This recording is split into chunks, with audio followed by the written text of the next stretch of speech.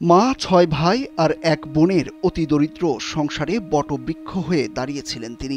এত বড় পরিবারে একমাত্র লেখাপড়া জানা অজপাড়াগাঁয়ের দিনহীন পরিবারে তিনি যেন জন্মেছিলেন আলো হয়ে।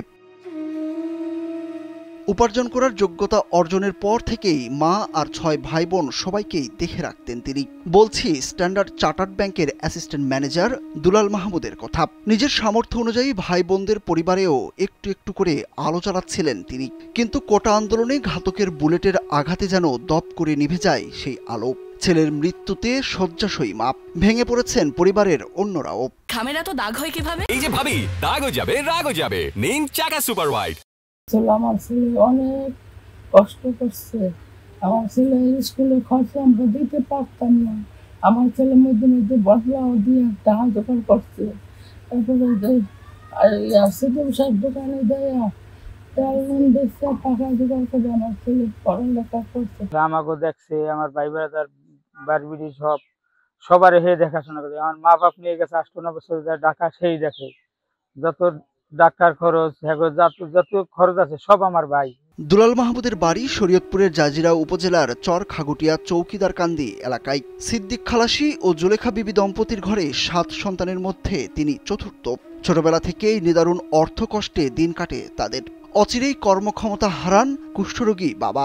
চরম দারিদ্র্যের মধ্যে পড়াশোনার প্রতি তীব্র আগ্রহ জন্মে দুলালের। ক্ষেত খামারে কাজ করে আর ভ্যান চালিয়ে সংসারে অবদান রাখার পাশাপাশি পড়াশোনাও চালিয়ে যান তিনি। আমার মেজো ভাইয়ের একটা গাড়ি ছিল, ভ্যান গাড়ি। ওই গাড়ি ফাঁকে ফাঁকে চালাইতো, 1 কেজি করে চাল আনতো। ওই চাল দিয়েই আমার মায়ের রান্না করতো। তখন আমার মায়ের রাত্রে খাইতে হাত কইতো কি যে, মা এখন যদি খাইলে সকালে কি খাই আবার যাব স্কুলে যাব।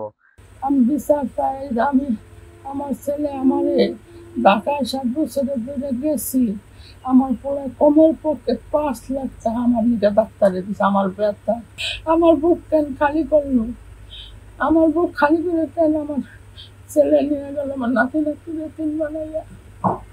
২০০১ সালে এসএসসি পাশের পর ভাগ্য পরিবর্তনে গ্রাম ছেড়ে দুলাল পাড়ি জমান মুন্সিগঞ্জে।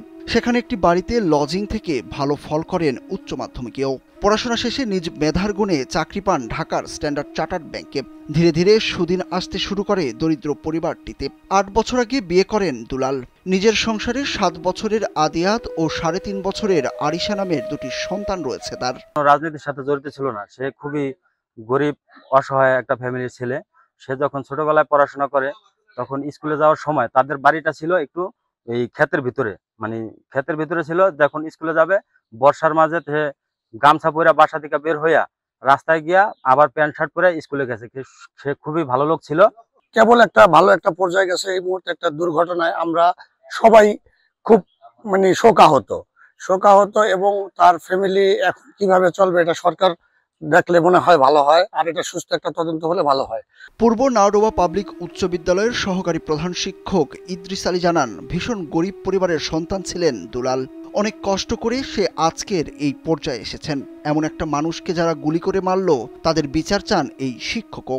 সামগ্রিক যে পরিস্থিতি, এই পরিস্থিতির সময় যে কোনো সে নিহত হয়েছে। আমরা তার পরিবারের জন্য শোকাহত আর কি।